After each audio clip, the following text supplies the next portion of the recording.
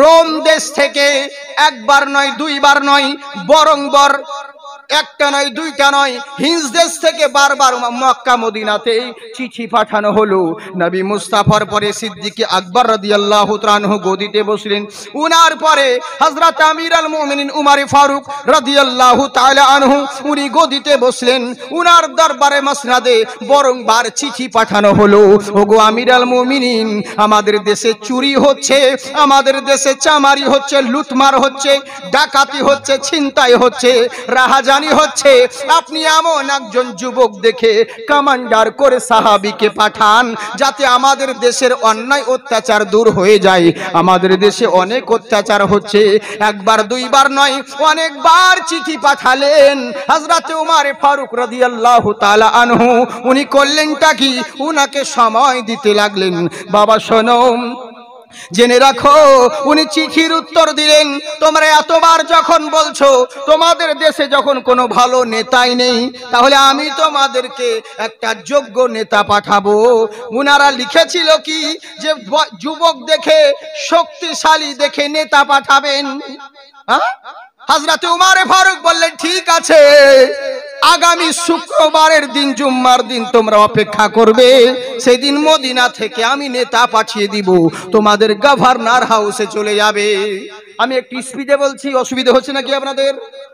কেন বলুন তো? ধীরে ধীরে আমি, আমার কথা হচ্ছে, যারা এই যে ইউটিউব ভাইরা এসেছে এরা আমার সম্পর্কে ভালো করে জানে।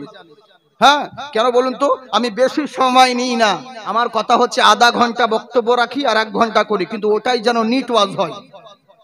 কেননা ওই শুরু করব, হ্যাঁ আমি অল্প বক্তব্য রাখি, বেশিক্ষণ রাখি না, 1 ঘন্টা 20 মিনিট, 1.5 ঘন্টা, 2 ঘন্টা খুব কমই হয়ে যায় ব্যতিক্রম, এরকম বক্তব্য রাখি। লোকে বলে এত জলদি কেন ছেড়ে দেন হুজুর?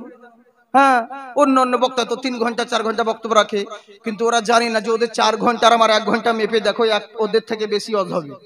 কেন বলুন তো? এই যে শুরু করলাম, আলহামদুলিল্লাহ নাহমাদুহু ওয়া নাস্তাইনুহু ওয়া নাস্তাগফিরুহু, খুতবা পড়তে পড়তে 10 মিনিট গেল। এবার লম্বা একটা গজল 4-5 বার যদি দরুদ পড়া হয় তো ওখানে তো 15 মিনিট গেল, বুঝলেন? এদিকে 40 মিনিট, 1 ঘন্টা শেষ। হ্যাঁ, অনেক কিছু ব্যাপার এবার আলোচনা করতে লাগলো। আপনারা খুব সুন্দর মাহফিল সাজিয়েছেন, কমিটির প্রশংসা, মওলার প্রশংসা, এদিক সেদিক করতে ওদিকে গেল, বাস শেষে দেখা যাচ্ছে ওয়াজের কোনো কিছুই নাই, যেটুকু বলছে ওই 40 মিনিটই। কিন্তু আমার ওটা নয়, আমি শুরুতেই অ্যাকশন নিই, বুঝেছেন? আমি ওরকম নয়, শর্টকাট, আম্মাবাদ লাকাল হামদি আল্লাহ আম্মাবাদ, চলো শুরু করো। তো এই হচ্ছে ব্যাপার। তো যদি স্পিডে বুঝতে অসুবিধা হয় তাহলে লুজ করে দেব, ঠিক আছে? হাত উঠিয়ে বলেন আল্লাহু আকবার, মাশাআল্লাহ।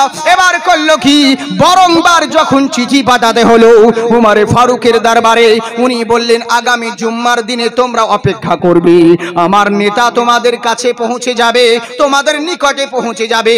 এবার দিন আসে রাত যায়, রাত আসে দিন যায়।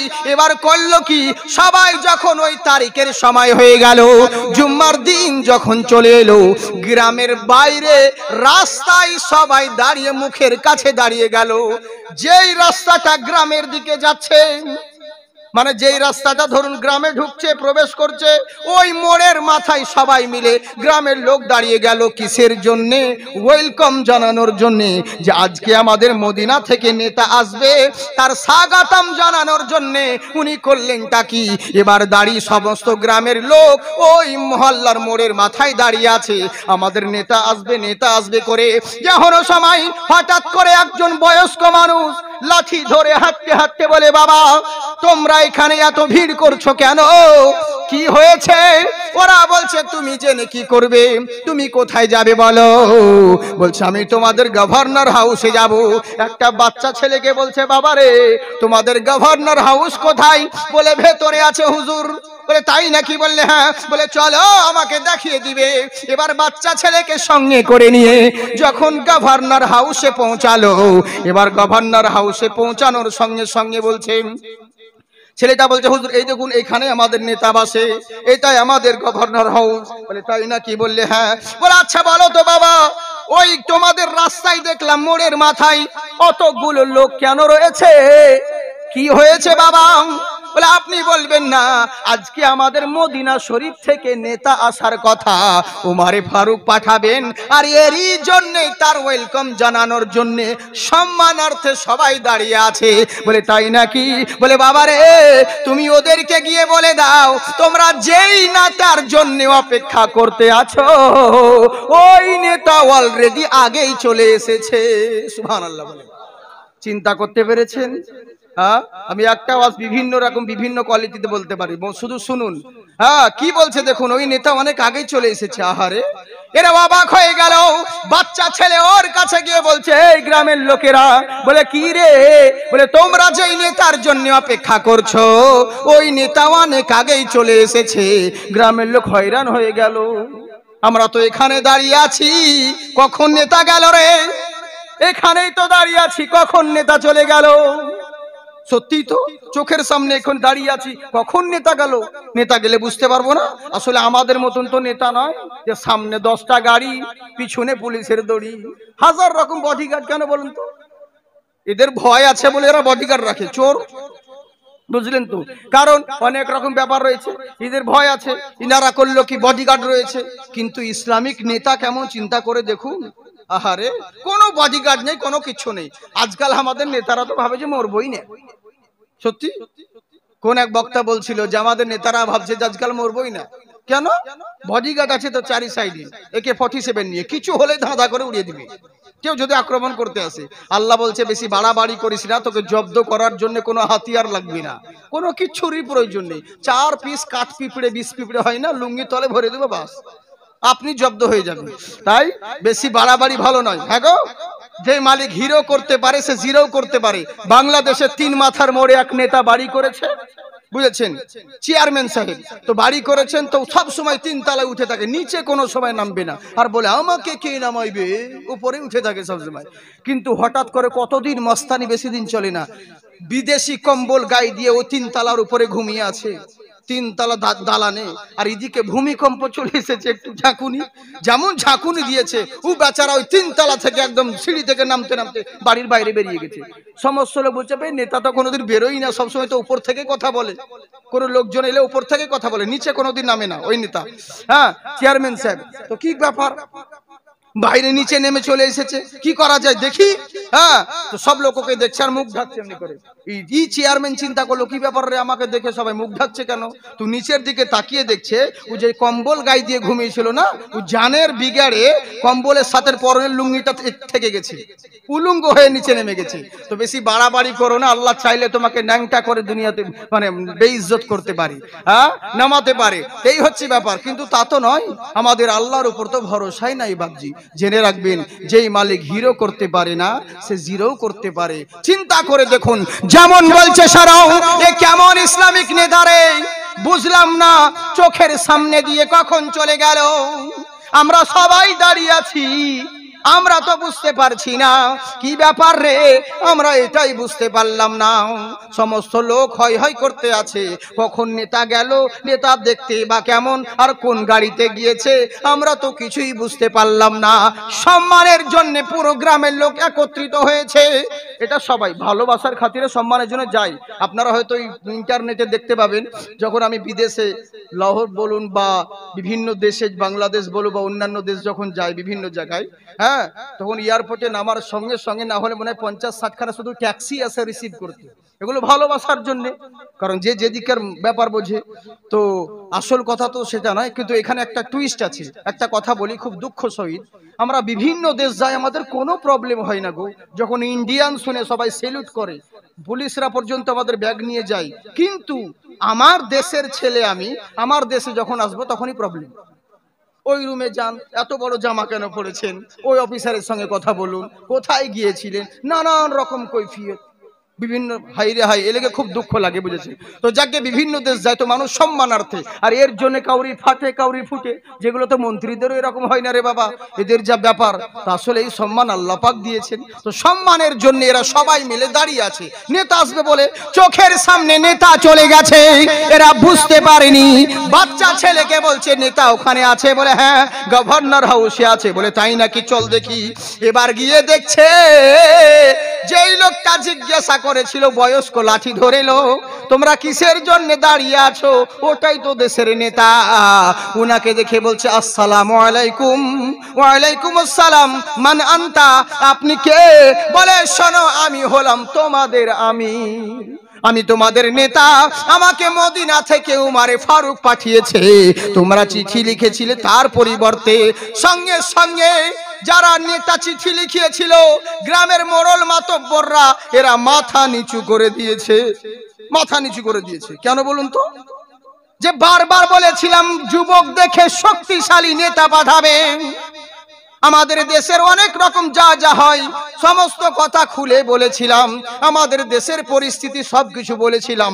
একটা যুবক দেখে শক্তিশালী নেতা পাঠাবে, আর এমন লোককে নেতা করে পাঠিয়েছে যে নিজেই ঠিক মতন দাঁড়াতে পারে না, লাঠির ভর করে চলে, ওকে ধাক্কা দিলেই তো নিজেই পড়ে যাবে। আর এই লোককে নেতা করে পাঠিয়েছে। মন খারাপ হয়ে গেল, কিন্তু কিছু করার নাই, যে উমারে ফারুক রাদিয়াল্লাহু তাআলা আনহু পাঠিয়েছেন। সঙ্গে সঙ্গে মাথা বেঁধে নিলেন, বলে বলেন হুজুর, আপনাকে আমির বলে গ্রহণ করলাম। বলছে শোনো, আজ থেকে আমার তোমার উপরে কথা রয়েছে কিছু। বললে কি হুজুর? বললে শোনো, আজ থেকে আমি তোমাদের আমির, আমি তোমাদের নেতা, আমি যা বলবো তোমাদেরকে শুনতে হবে। আমিরের কথা শোনা হলো ওয়াজিব। বলে বলেন হুজুর, জো হুকুম মেরে আকা। বললে শোনো, আজকের পর থেকে আমার দেশে কেউ যেন চুরি চামারি না হয়। আজকের পর থেকে এতদিন যা করার করেছ, আমার দেশে থাকাকালীন আমি যতদিন থাকবো কোনোদিন যেন আর ছিনতাই না হয়, লুটমাট না হয়, মানুষের প্রতি অত্যাচার না হয়। যদি হয় তাহলে কিন্তু এর পরিণতি খারাপ হবে। নাম্বার 2, আজকের পর থেকে তোমরা এশার নামাজ পড়ে যে যার বাড়ি চলে যাবে, আর বাড়ির বাইরে বেরোবে না। ফজরের নামাজের সময় বাড়ির বাইরে বেরোবে। আর যদি তোমরা বেরিয়ে পড়ো, যদি খারাপ উদ্দেশ্যে বেরাও, রাত্রিবেলায় রাত্রের সময় যদি বাড়ির বাইরে বেরো, আমি বললাম তোমাদেরকে কেউ জিন্দা বাড়ি ফেরত যেতে পারবে না। মালিক হুকুম দিচ্ছেন, কিন্তু সবাই মাথা নিচু করে মানছে, শুনছে। কিন্তু যারা ডাকাত চোর, এরা মুচকি মুচকি হাসছে। কেন বলুন তো? এ কোন আমির রে, যে নিজেই ঠিক মতন চলতে পারে না, লাঠির ভর করে চলে। ও আমাদেরকে বড় বড় বাতিলা ধরছে বলে কেউ বাড়ি যেতে পারবে না, ওকে তো ধাক্কা দিলে ফেলে দিব। আর আমাদেরকে হুকুম করছে যে রাত্রিবেলায় কেউ বাড়ির বাইরে বেরোবে না, যদি বেরো তো জিন্দা ফেরত যেতে পারবে না। ওর কি শক্তি আছে রে? এসব কথা তো ওর মুখে মানায় না। এই ডাকাত লম্পটেরা মুচকি মুচকি হাসতেছিল, কিন্তু এরা জানে না। আরে শোন, পৃথিবীর বুকে জয়লাভ হতে গেলে, লাভবান হতে গেলে, কামিয়াবি হতে গেলে যদি কোনে রাখো সব জায়গায় জয়লাভ হব, তাহলে কোনো মানি গুণী নামি দামির প্রয়োজন নেই, ইমানি শক্তির প্রয়োজন আছে। ইমান শক্তির প্রয়োজন আছে। আল্লাহ পাক বলেন ওয়ালা তাহিনু ওয়ালা তাহজানু ওয়া আনতুমুল আলাউনা। বান্দারে, তোমরাই হবে জয়ী, তোমাদেরই হবে উচ্চ শির, সব জায়গায় তোমরা জয়লাভ হবে, সম্মানের উচ্চ শিখরে তোমাদের নাম থাকবে। কিন্তু শর্ত হলো একটা, ইন কুনতুম মুমিনিন, তোমাদেরকে মুমিন হতে হবে। বুঝলেন? যদি ইমানদার হও তাহলে সব জায়গায় লাভবান হবে। ইমানি শক্তির কাছে আর কোনো শক্তি নাই। কেমন করে? আপনারা জানেন, বানি ইসরাইল কওমের একজন আবিদ বান্দা ছিলেন, দিনরাত আল্লাহর ইবাদত করতে পছন্দ করতেন, সারা রাত্রি ধরে আল্লাহর ইবাদত করতেন। কিন্তু করলো কি, উনি জমিনের বুকে দেখছে উনার চোখের সামনে কয়েকজন বান্দা মিলে এরা একটা গাছের উপাসনা করে, গাছের পট্ট করে। এর মনে দুঃখ হয়ে গেল, কি ব্যাপার রে, আমরা আল্লাহর জমিনে থাকছি, আল্লাহর খাচ্ছি, আল্লাহর পড়ছি, অথচ আল্লাহকে বাদ দিয়ে মোল্লাকে উপাসনা করে, এটা কেমন করে সম্ভব? আমি কাকে গিয়ে বলবো, আর কে আমার কথা শুনবে? আমি তো গরিব, আমাকে সবাই ভ্যালু দেবে না, আমার মর্যাদা দেবে না, কাকেই বা নিষেধ করব? কে আমার কথা শুনবে? কেউ শুনবে না। এর চাইতে ভালো কাউকে বলবো না, আমি চুপি চুপি যাব, গিয়ে গাছের গোড়ায় কেটে দিব, শিরক করা বন্ধ হয়ে যাবে। এই চিন্তা করলো, বুঝলেন? আমার কথা বুঝছেন বাপজি? সত্যি তো? হ্যাঁ, বলবো না ছেড়ে দেব? বলবো। কারা কারা শুনবেন না হাত উঠান। শুনবেন না? হ্যাঁ, ওরকম হয়ে যায়। হ্যাঁ, জোশে পড়ে ওরকম হুঁশ খায় মানুষ। অনেক জায়গায় জালসাতে বলে মৌলানা বলেন সুবহান আল্লাহ, আর পাবলিক বলছে তুফান আল্লাহ। মানে ওর ধ্যান তুফানের দিকে আছে যে। তো এই তো হচ্ছে ব্যাপার। কি আর বলবো আপনাদের, না ধ্যান ভালো আছে। আপনারা ভালো মানুষ, আমরা আশরাফুল মখলুকাত, তাই তো বাপজি? আমরা সর্বশ্রেষ্ঠ মানুষ, তাই কি না? হ্যাঁ, পৃথিবীর যত সৃষ্টি আছে সব থেকে আমরাই তো সর্বশ্রেষ্ঠ। শুধু জুতো চুরি করি তাই, বাকি আমরাই তো ভালো মানুষ, আমরাই সর্বশ্রেষ্ঠ মানুষ। তো অসুবিধে নেই, ভালো মানুষ, অসুবিধে নেই। আল্লাহ আপনাদেরকে ভালো রাখুক। সে কে বলেছিল না যে আমার ছেলে খুব ভালো গো, কোনো নেশা ভাঙ করে না। মানে মেয়ে দেখতে গিয়ে বলছে, ছেলের তারিফ করছে, আমার ছেলের কোনো খুঁত পাবে না। যেখানে যাও লোকদেরকে জিজ্ঞাসা করো, আমার ছেলের নামে কেউ একটা বদনাম দিতে পারবে না। কোনো জুয়া খেলা নাই, কোনো বদ অভ্যাস নেই, কোনো নেশা ভাঙ কিচ্ছু নেই। শুধু মাঝে মধ্যে মদটা খায় তাই, বাকি কোনো নেশা ভাঙ করে না। বুঝলেন তো? তো সেই হচ্ছে ব্যাপার আমাদের। আমরা খুব ভালো মানুষ, খুব সুন্দরভাবে জালসা শুনি, মাঝে মধ্যে তালকানা হয়ে যায় তাই, এটাই হচ্ছে প্রবলেম। যাজ্ঞে সোনামুখী একবার মন দিয়ে শুনুন, একবার দুই হাত তুলে আল্লাহকে দেখান, বলে আল্লাহু আকবার। জি, নূর নবীজির শান শোনো মুসলমান, নাজিল হলো জিনার প্রতি 30 পারা কোরআন। সুবহানাল্লাহ বলেন। আল্লাহ কোরআনে বলেন নবীজির শানে, বাড়ালাম সম্মান তোমার দোনো জাহানে। আল্লাহ কোরআনে বলেন নবীজির শানে, বাড়ালাম সম্মান তোমার দোনো জাহানে। নবীর মোহাব্বত, নবীর মোহাব্বত বেশক ইবাদত, নবী হলেন ইমানেরই জান, নূর নবীজির শান। আরে শোনো মুসলমান, নাজিল হলো জিনার প্রতি 30 পারা কোরআন। তাই বলছে শোনো গো, ইনি চিন্তায় পড়ে গেল, আমি কাকে নিষেধ করবো? শোনো, আল্লাহর জমিনে থাকছি, আল্লাহর খাচ্ছি পড়ছি, আর আল্লাহকে বাদ দিয়ে এরা গায়রুল্লাহর উপাসনা করে। তাই মনে মনে চিন্তা করলো গাছটাকে কেটে দিব। তাই কাঁধে কুড়াল নিয়ে চলে গেল গাছ কাটতে।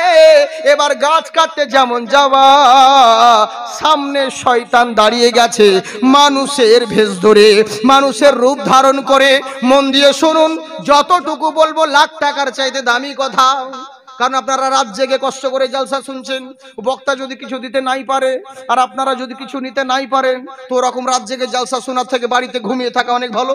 বউয়ের কাছে বেশি নাকি পাবো, বুঝলেন তো? অতএব সময় যেন আপনাদের বৃথা না যায় সেদিকে চেষ্টা করব। একবার মহব্বতে জোরে বলেন সুবহানাল্লাহ। ওই চাঁদা কালেকশন করার মতো হচ্ছে, যতক্ষণ বলছি ততক্ষণ বলছে। হ্যাঁ, আরে নবীর মহব্বতে একবার সুবহানাল্লাহ বললে আল্লাহ 80টি করে নেকি দান করে গো, বুঝলেন তো? অভাগ টাইম ইনকাম করতে এত দেরি হয়? জোরে বলেন সুবহানাল্লাহ। জি, তাই এবার করলো কি, কাঁধে কুড়াল নিয়ে যাবে, সামনে শয়তান দাঁড়িয়ে গেছে। বলে ভাই দাঁড়াও, কোথায় যাচ্ছ তুমি? বলে ওই গাছ কাটতে। বলে কেন কাটবে? বলে আচ্ছা তুমি বিচার করে বলো, কেন কাটবো না? আল্লাহর জমিনে থেকে আল্লাহকে বাদ দিয়ে কেন গায়রুল্লাহকে পুজবে? এরই লেগে গাছ কাটতে যাচ্ছি। তখন সেই বলতে আছেন, শোনো, শয়তান বলছে আমি তোমাকে যেতে দেব না। আবিদ বান্দা বলছে না আমি ছাড়বো না, আমি যাব। শয়তান বলছে দেব না, ই বলছে না আমি যাব। তখন এবার শয়তান যুক্তি করলো, এক কাজ করো, তুমি যখন জোর করছো একটা কাজ করো। বলে কি করতে হবে? বলে যুদ্ধ আরম্ভ করো, কুস্তি আরম্ভ করো, তোমার সঙ্গে আমার লড়াই হবে। কুস্তি করে যে জিতবে সেই গাছ কাটতে যাবে, আর যদি হেরে যাও তাহলে যেতে পারবে না। বলে ঠিক আছে, কোনো ব্যাপার নেই। কিন্তু শয়তানের সঙ্গে কি পারে? কখনো পারবে না। হ্যাঁ পারবে, যদি ঈমান মজবুত থাকে। শয়তান কেন, ওর চাচা ভাই যদি আসে কেউ কিচ্ছু করতে পারবে না। তাই এবার করলো কি, বলে করো কুস্তি আরম্ভ করো। এবার যখন কুস্তি আরম্ভ হলো, কুস্তি বোঝেন তো আপনাদের দিকে? এই বলো তো, মানে আমাদের ভাষা তো একরকম, মানে এক এক জায়গার বলি, এক এক জায়গার গালি। যাকেই বলে চাল ভাজা তাকেই বলে মুড়ি। যারা এখন ছোট হয়েছে না ওরাই হবে বুড়ি। যেমনি করলি তেমনি চলে হচ্ছে ব্যাপার। এক এক জায়গার বলি, এক এক জায়গার গালি। আমার ভাষা হয়তো অন্যরকম। অনেক সময় হয় যে যেই জিনিসটা আপনারা হাসতে খেলতে বলেন, আর সেই জিনিসটা আমাদের কাছে গালি। আর আমরা যেখানে ওই আর কি করে কিছু মাইন্ডই করি না, সেগুলো বললে হয়তো আপনাদের কাছে গালি খারাপ মনে হবে, এরকমও হয়ে যায়। যার জন্য জিজ্ঞেস করে নেওয়া ভালো, বুঝছেন তো? অনেক রকম এরকম হয়, ভুল বুঝবেন না বাজি। নইলে আমি হয়তো বলবো রামমোহন কোনোদিন ভাঙিয়া পড়িতেন না, আপনি শুনে নিয়ে বলবেন মৌলানা বলছে রামমোহন কোনোদিন জাঙ্গিয়া পড়িতেন না, আপনি জাঙ্গিয়া খুলে দিবেন, ও করলে তো হবে না, কোথায় ভাঙিয়া আর কোথায় জাঙ্গিয়া। এরকম ভুল শুনবেন না বাবজি, ভালো করে বুঝবেন তাহলে হবে। তাই এবার করলো কি, বলছে করো কুস্তি আরম্ভ করো। লড়াই আরম্ভ হয়ে গেল। আল্লাহু আকবার, আল্লাহু আকবার। যেমন করলো কি, কুস্তি করতে করতে শয়তানকে জমিনে ফেলে দিয়েছে। আল্লাহওয়ালা আবিদ বান্দা তার বুকের উপরে দাঁড়িয়ে গেছে। আল্লাহওয়ালা বান্দা দাঁড়িয়ে গেছে, শয়তান বলছে মানবো না, আর একবার করো। দ্বিতীয়বারও তাই হলো। শয়তান বলছে প্রত্যেক জিনিসের তিনবার সুযোগ আছে, আর একবার করো। তৃতীয়বার কুস্তি আরম্ভ হলো। তৃতীয়বারও শয়তানকে জমিনে ফেলে দিল, ওর বুকের উপরে আল্লাহওয়ালা বান্দা দাঁড়িয়ে গেল। তখন বলছে এবার তো আমাকে যেতে দিবে, আমি জিতে গেছি, এবার গাছ কাটতে যাব। শয়তান তখন পটাতে আরম্ভ করলো। কেমন পটাচ্ছে দেখুন। বলে দেখো ভাই, তুমি গরিব মানুষ, অন্য কেউ হলে বলতাম না, তুমি গরিব, তোমার উপরে আমার মায়া আছে, এর জন্য তোমাকে বলছি। কারণ তুমি কিসের ঝামেলায় পড়তে যাচ্ছ? কোথায় ঝামেলায় পড়বে? তোমার বউ ছেলে আছে, আজ যদি তোমার কিছু হয়ে যায়, তোমার বউ ছেলেকে কে দেখবে?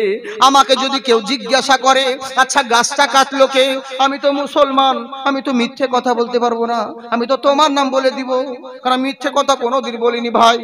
বুঝলেন কেমন টুপি পড়াচ্ছে দেখুন।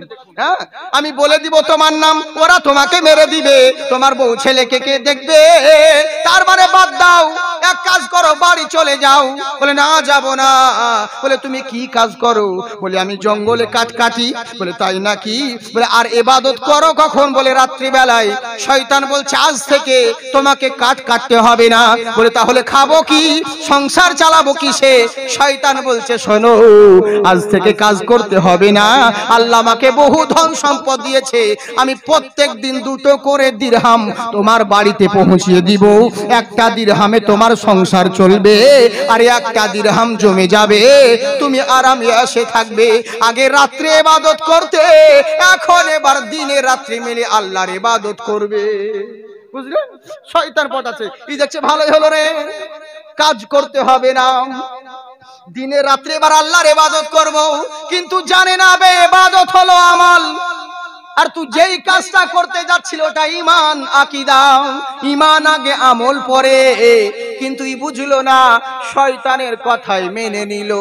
আর আল্লাহর রাসূল এই কথাই বলেছিলেন যে আমি ভয় করি না কিয়ামতের আগে আমার উম্মতেরা শিরকে মুবতলা হবে, কিন্তু ভয় করি একটাই, যে এরা শিরক করবে না ঠিকই, কিন্তু দুনিয়ার মোহাব্বতে মায়ায় ধন দৌলতে পড়ে যাবে। আজকাল তাই হয়েছে বাবা। আজকাল দুনিয়ার দিকে তাকিয়ে দেখুন, মুসলমান যুবক ছেলে মেয়েরা, এদেরকে দেখে বোঝাই যায় না ই মুসলমানের ছেলে না কোন গায়ের মুসলমানের ছেলে। রাস্তা দিয়ে চললে বুঝতেই পারবেন না, যুবক ছেলে যদি হেঁটে যায় বুঝতেই পারবেন না ওর যা ফ্যাশন। আগেকার মানুষ কোন জায়গা ছিঁড়ে গেলে লজ্জায় বের হতো না, আর এখন যত ছিঁড়া সালা তত স্টাইল। বুঝলেন? জামা কাপড় দেখেছেন তো কেমন ছেঁড়া? আমি তো ইন্টারনেটে বলেছি অনেক জায়গায়, হায়রে হায়রে, এখানে ছোট এখানে কাটা, এখানে ফুটো এখানে ফাটা, রাস্তায় চলছে তো মনে হচ্ছে রাম পাঠা। জিজ্ঞেস করছে হবে তোর জামা কেন ফাটা? বলে হুজুর আপনি বুঝবেননি, এটাই হলো স্টাইল। বুঝলেন? আগেকার মানুষ বোকা ছিল, মূর্খ ছিল, তাই বসে প্রস্রাব ভিজত। এখন মানুষ শিক্ষিত হয়েছে, গ্র্যাজুয়েট হয়েছে, তাই দাঁড়িয়ে প্রস্রাব ভিজছে। আর কিছুদিন ওয়েট করুন, আরো উন্নতি হবে, বাবার মাথায় প্রস্রাব ফিরবে। যতদিন যাচ্ছে উন্নতি হচ্ছে, উন্নতির যুগ তো। এই তো হচ্ছে অবস্থা। কি বলবো দুঃখের কথা, শুধু ছেলেদেরকে বললে হবে না, মেয়েদের কম নয়। রাস্তায় চললে বুঝতেই পারবেন না যে সেলিম যাচ্ছে না সেলিমা যাচ্ছে। হ্যাঁ, মেয়েরা নাই মনে হয় এখানে, নাই বলতে সুযোগ পাচ্ছি, মানে ওরা পর্দায় আছে না, জালসা তলায় পর্দা। হাই রে পর্দা, এ কি পর্দা হলো? আচ্ছা বুকে হাত দিয়ে বলেন তো, সালা গোটা রাস্তা মেলায় উদম হয়ে বেড়ালো গো, আর জালসা তলায় শুধু পর্দা। হ্যাঁ, একে পর্দা বলে না গোপাল জর্দা বলে? হ্যাঁ, নামকে বাঁচতে পর্দা করবে তো সব জায়গায় করো, শুধু এই নামধারী শুধু জালসা তলায় পর্দা? কে বলেছিল?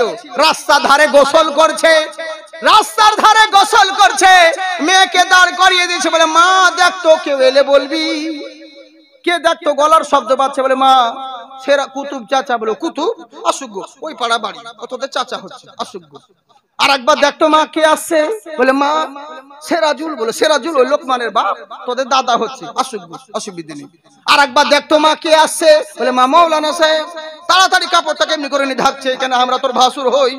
হ্যাঁ, মৌলবি কি তোর ভাসুর না শ্বশুর হয় যে গোটা দেশের লোকের সামনে বেপর্দা হলি, আর মৌলানার সামনে পর্দা হচ্ছে? এটা কোথাকার পর্দা? আজকে যারা এই মাহফিলে এসেছে, ওগো আল্লাহ তাআলার রহমত পেয়েছে। সুবহানাল্লাহ বলেন। দূরি করিতে এলো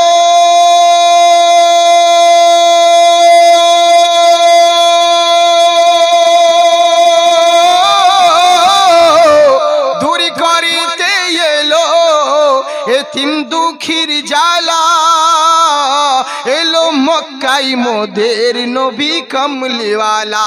একবার মুহাব্বতে সবাই বলেন সুবহানাল্লাহ, আরে বাড়বো তাহার ওই সম্মান, বলো সাল্লু আলাইহি সালাম,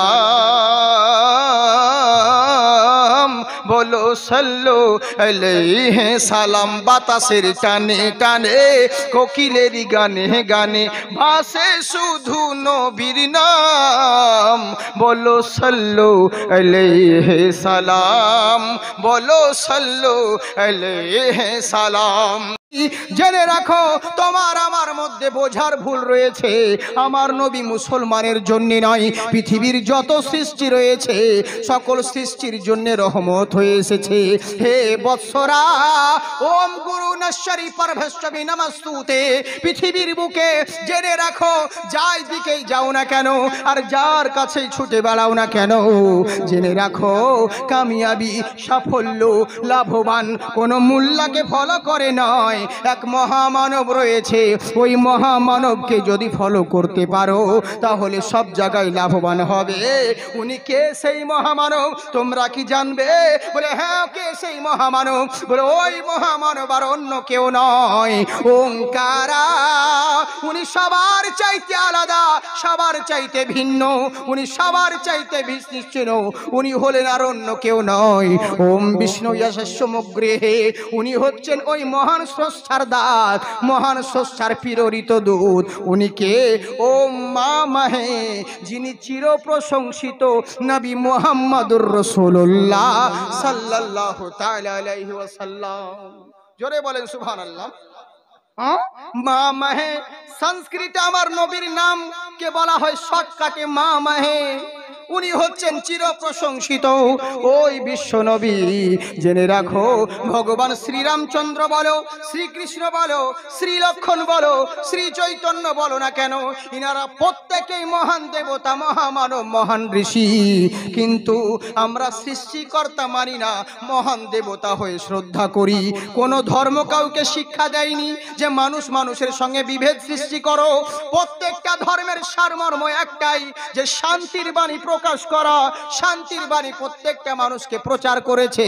কোন ধর্ম শিক্ষা দেয় না জাতির মধ্যে বিভেদ সৃষ্টি করো। জেনে রাখো, জয় শ্রীরাম, জয় শ্রীরাম একবার কেন, হাজার বার বলো, কোনো যায় আসে না।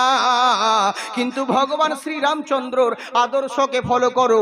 উনি এমন দেবতা, উনি এমন মহামানব, উনি এমন মহান ঋষি, যিনি একটা কারণে কুকুরের প্রতি সহানুভূতি দেখায়, যিনি কুকুরের প্রতি এত দয়াশীল হয়। সেই শ্রীরামচন্দ্র কি বলতে পারে তোমরা মানুষের সঙ্গে মারামারি করো? কখনো না। আমরা নিজেদের মধ্যে ভুল বুঝাবুঝি করি, আমরা বুঝতেই পারি না। ওরে জেনে রাখো, প্রত্যেকটা ধর্ম শান্তির বাণী প্রকাশ করে। তোমরা মানুষকে সম্মান করো, মানুষকে ভালোবাসো, তাহলে খুঁজে পাবে। যদি তুমি মানুষকে ভালোবাসতে পারো, মহান স্রষ্টা তোমাকে ভালোবাসবে। সুবহানাল্লাহ বলেন, তোমাকে ভালোবাসবে। কিন্তু আমরা জানি না, তাই বলছে শোনো, যদি লাভবান আর কামিয়াবি পেতে চাও কোন মোল্লাকে নয় রাসূলুল্লাহকে ফলো করো। ভালো মানুষ হতে চাও আল্লাহর রাসূলকে ফলো করো। ভালো দানুশ হতে চাও আল্লাহর রাসূলকে ফলো করো। ভালো বন্ধু হতে চাও আল্লাহর রাসূলকে ফলো করো।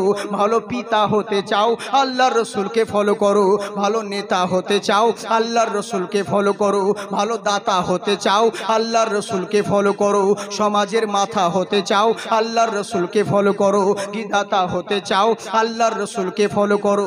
ভালো টিচার হতে চাও আল্লাহর রাসূলকে ফলো করো। ভালো লিডার হতে চাও আল্লাহর রাসূলকে ফলো করো। ভালো সেবানদার হতে চাও আল্লাহর রাসূলকে ফলো করো। ভালো সিপাহসালার হতে চাও আল্লাহর রাসূলকে ফলো করো। ভালো কমান্ডার হতে চাও আল্লাহর রাসূলকে ফলো করো। ভালো গভর্নর হতে চাও আল্লাহর রাসূলকে ফলো করো। ভালো ব্যবসায়িক হতে চাও আল্লাহর রাসূলকে ফলো করো। ভালো ধার্মিক হতে চাও আল্লাহর রাসূলকে ফলো করো। ভালো বাণিজ্যিক হতে চাও আল্লাহর রাসূলকে ফলো করো। ভালো দার্শনিক হতে চাও আল্লাহর রাসূলকে ফলো করো। পারমাণিক হতে চাও আল্লাহর রাসূলকে ফলো করো। ভালো বৈজ্ঞানিক হতে চাও আল্লাহর রাসূলকে ফলো করো। জাহান্নাম কামিয়াব দূর করতে চাও আল্লাহর রাসূলকে ফলো করো। জান্নাত কামিয়াবি পেতে চাও আল্লাহর রাসূলকে ফলো করো। এক কথায় ইহ জগৎ এবং পর জগতে যদি লাভবান কামিয়াবি হতে চাও কোন মোল্লাকে নয় রাসূলুল্লাহকে ফলো করো। লাকাদ কানা লাকুম ফি রাসূলিল্লাহি উসওয়াতুন হাসানা। তোমার জিন্দেগি রাসূলের আদর্শের সঙ্গে যদি মিলাতে পারো তোমরাই কামিয়াবি, তোমরাই জান্নাতি। লাকাদ জাআকুম রাসূলুম মিন আনফুসিকুম আজিজুন আলাইহি মা আনিতুম হারিসুন আলাইকুম বিল মুমিনিনা রাউফুর রহিম। কেমন করে চলবে, কেমন করে খাবে, জীবন ব্যবস্থা কেমন হবে, চলন বলন কেমন হবে, চলন বলন কেমন হবে, সংসার যাবর জীবন কেমন হবে, তোমার জন্য আল্লাহর রাসূল হলো জেরক্স কপি। নবীর আদর্শকে মানতে পারলে তোমরাই হবে জান্নাতি। আল্লাহ চোখ দিয়েছে, এই চোখে সবাইকে দেখো, নিজের চেহারা কোনোদিন দেখতে পাও না। কি আফসোস রে, এই চোখে সবাইকে দেখি কিন্তু নিজের নাক কান কপাল এগুলো গাল কেন দেখতে পাই না? কিসের জন্য দেখতে পাই না? তখন সায়েন্টিস্ট বলবে আরে এই বেকুব, নিজের চেহারা দেখার জন্য তোকে আয়নার দরকার রয়েছে। হে মুসলমান, তোমার কি মন বলে না ওরে নিজের চেহারা দেখার জন্য যদি আয়নার দরকার হয়, নিজের জিন্দেগি দেখার জন্য সরকারে মদিনার দরকার রয়েছে। নারে তাকবীর, মাশাআল্লাহ, জিন্দাবাদ থাকুন। তো তোমার জিন্দেগি দেখার জন্য সরকারে মদিনার দরকার রয়েছে। তো যদি লাভবান কামিয়াবি পেতে চাও কোন মোল্লাকে নয় আল্লাহর রাসূলকে ফলো করো। ইহ জগৎ এবং পর জগৎ দোনো জাহানেই কামিয়াবি হবে। কিন্তু আমরা করি কি, সব কিছু ভুলে গিয়ে যা ইচ্ছে তাই করি। তাই বলছে শোনো গো, আমরা আল্লাহর জমিনে থেকে কেন এরকম কাজ করবে, এই লেগে আমি কাটতে যাচ্ছি বলে, তাই নাকি? বললে হ্যাঁ। শয়তান বলছে আমি যেতে দেব না, বলে তোমার কথা শুনবো না। শয়তান বলছে ঠিক আছে, যদি গাছ কাটতে যাও আবার আমার সঙ্গে কুস্তি করো। বলে করো, করো কুস্তি, 3 দিন আগে তো 3-3 বার ফেলেছি, করো। বলে ঠিক আছে করো। এবার আজকে কুস্তি আরম্ভ হয়ে গেল, লড়াই যেমন আরম্ভ হয়েছে। আল্লাহু আকবার, আল্লাহু আকবার। সেদিন কি দৃশ্য ছিল, আজকে কি দৃশ্য বদলে গেল মুহূর্তের মধ্যে। চিন্তা করতে পেরেছেন? আজকে কুস্তি আরম্ভ হলো, সেই দিন আল্লাহওয়ালা বান্দা শয়তানের বুকে দাঁড়িয়ে গেছিল। আজকে আল্লাহওয়ালা আবিদ বান্দা জমিনে পড়ে গেছে, ওর বুকের উপরে শয়তান দাঁড়িয়ে গেছে। শয়তান দাঁড়িয়ে গেছে। বলে কি করে হলো রে, আর একবার করো। পর পর 3-3 বার শয়তান আল্লাহওয়ালা বান্দার বুকে দাঁড়িয়ে গেছে। তখন আল্লাহওয়ালা আবিদ বান্দা কান্না করতে আরম্ভ করেছে, হায় রে হায়, কি করলাম রে, আমি তো কিছুই বুঝতে পাচ্ছি না। আমার কি শক্তি হারিয়ে গেল, আমার কি ক্ষমতা চলে গেল, কিসের জন্য এরকম হলো আমি বুঝতে পারি না। কি ব্যাপার রে, 3 দিন আগে 3 বার তোকে জমিনে ফেললাম, আজ কেন 3 বার হেরে গেলাম, আমার কি শক্তি কমে গেল? শয়তান বলছে এ বান্দা তুমি কান্না করছো কেন? বলে কান্না করছি অন্য কারণে। বলে তুমি কি আমাকে চেনো? বলে না চিনি না। বলে শুনে রাখো, আমি কোনো মোল্লা নয়, আমি হলাম মিস্টার ইবলিস, আমি শয়তান। তাই নাকি? বললে হ্যাঁ, মানুষের ভেষ ধারণ করেছে তো। বলে কি বাবা? বলে তুমি কিসের জন্য কান্না করছো? বলে আমি কান্না করছি অন্য কারণে। 3 দিন আগে তোকে 3বার জমিনে ফেলেছি, আজ কেন তোর কাছে 3বার হেরে গেলাম, এর জন্য দুঃখ হচ্ছে, এর জন্য কান্না করছি। আমার কি শক্তি হারিয়ে গেল? আমি কি কমজোর হয়ে গেলাম? তখন শয়তান বলছে, আবিদ বান্দা শোনো, তুমি সেদিন যেমন ছিলে আজকে তেমন রয়েছো, কিন্তু জেনে রাখো তোমার শক্তি কমে নাই। তুমি সেদিনও যেমন ছিলে আজও তেমনই রয়েছো, কিন্তু সেদিন তোমার ঈমান মজবুত ছিল, আজ তোমার ঈমান কমজোর হয়ে গেছে। বলি কেন? আমি কি আবার শিরক করলাম নাকি? কোনো বেদাতি কাজে লিপ্ত হয়ে গেলাম নাকি? আমি তো আরো ইবাদত করি এখন তো আরো ভালো হওয়ার কথা করে, কি করে ঈমান কমজোরি হলো? কখনো হতে পারে না। বলছে ভেবে দেখো। বলে কি ভেবে দেখবো রে? বলে জেনে রাখো সেদিন তোমার ঈমান মজবুত ছিল, তাই তুমি জয়ী হয়ে গেছিলে, আর আজকে তোমার ঈমান কমজোরি হয়ে গেছে, তাই আমি তোমার উপর জয়ী হয়ে গেলাম। দুনিয়ার হালাত পরিস্থিতি দেখে মাথায় রাখুন, কেন মুসলিমের এই দশা হচ্ছে, কেমন মুসলমান আমরা, চিন্তা করে দেখুন, তাহলে বুঝতে পারবেন। তখন শয়তান বলছে, সেদিন তোমার ঈমান মজবুত ছিল, আজ ঈমান কমজোরি হয়ে গেছে। বলে কেমন করে? বলে ভেবে দেখো, সেই দিন তুমি গাছ কাটতে এসেছিলে আল্লাহকে খুশি করব বলে, শিরক মিটাবো বলে এই নিয়াত করে এসেছিলে, ঈমান মজবুত ছিল, আল্লাহ তোমার উপর সহায় করেছিলেন বলে তুমি জয়লাভ হয়েছিলে। আজ তুমি এসেছো গাছ কাটা, নিয়ত তো বটে, কিন্তু আজকে এসেছো আল্লাহকে খুশি করবার নিয়াতে নয়, তুমি পয়সা পাওনি বলে। একদিন তোমার বাড়িতে দিরহাম দিয়েছি, পরপর 3 দিন পয়সা পাও নাই, এর জন্য গাছ কাটতে চলে এসেছো। তোমার ঈমান সেই দিন মজবুত ছিল, আজ দুনিয়ার মহব্বতে ঈমান কমজোরি হয়ে গেছে, তাই আমি তোমার উপর জয়ী হয়ে গেলাম। বান্দারে, যদি তোমার ঈমান মজবুত থাকে দুনিয়ার সবাই তোমাকে ভয় করবে, আর যদি তোমার ঈমান কমজোরি থাকে চামচিকেতেও তোমাকে লাথি মারবে। কিন্তু এরা জানে না পৃথিবীর বুকে সবচাইতে শক্তিমান হলো যার ঈমান রয়েছে।